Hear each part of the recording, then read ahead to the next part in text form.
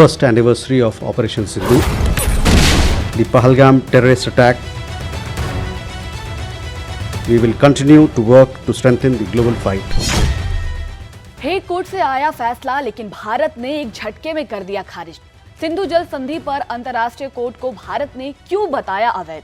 आखिर ऐसा क्या हुआ कि भारत ने साफ कह दिया कि इस अदालत का कोई कानूनी अस्तित्व ही नहीं है?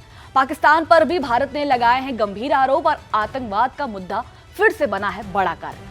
जानिए आखिर सिंधु जल संधि को लेकर क्यों बढ़ गया भारत पाकिस्तान के बीच नया तनाव। नमस्कार, आप देख रहे हैं जी मीडिया का डिजिटल प्लेटफॉर्म। मैं हूं आपके साथ साक्षी सिंह। दरअसल भारत ने सिंधु जल संधि को लेकर हेग स्थित तथाकथित कोर्ट ऑफ आर्बिट्रेशन के हालिया फैसले को सिरे से खारिज कर दिया है। भारत का कहना है यह अदालत अवैध रूप से गठित की गई है और इसका कोई कानूनी आधार नहीं है, इसीलिए इसके किसी भी आदेश, फैसले या कार्रवाई को भारत मान्यता नहीं देता है। विदेश मंत्रालय के प्रवक्ता रणधीर जायसवाल ने मीडिया से बातचीत में कहा है कि 15 मई 2026 को इस तथाकथित कोर्ट ऑफ आर्बिट्रेशन ने सिंधु जल संधि के तहत अधिकतम जल भंडारण क्षमता से जुड़े मामले में एक तथाकथित फैसला सुनाया। भारत ने इस फैसले को पूरी तरह अस्वीकार करते हुए कहा है कि पहले दिए गए सभी फैसलों की तरह ये निर्णय भी शून्य और असामान्य है। भारत ने स्पष्ट किया है कि उसने कभी भी इस अदालत को गठन से स्वीकार नहीं किया है।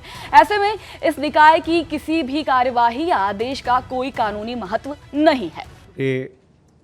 We are marking the first anniversary of Operation Sindoor.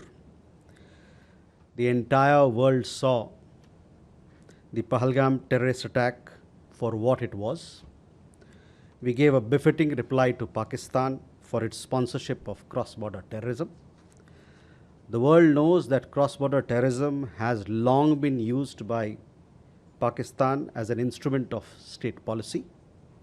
We in India have every right to defend ourselves against terrorism. We will continue to work to strengthen the global fight against terrorism. विदेश मंत्रालय ने यह भी दोहराया है कि सिंधु जल संधि को स्थगित रखने का भारत का फैसला अब भी प्रभावी है। 19 सितंबर 1960 को भारत और पाकिस्तान के बीच हुई ये संधि सिंधु नदी प्रणाली के जल बंटवारे से संबंधित है। भारत ने पहलगाम आतंकी हमले के बाद अपने संप्रभु अधिकारियों का उपयोग करते हुए इस संधि को स्थगित कर दिया था। भारत का कहना है कि जब तक पाकिस्तान सीमा पार आतंकवाद को विश्वसनीय और स्थायी रूप से समर्थन देना बंद नहीं करता, तब तक ये निर्णय जारी रहेगा।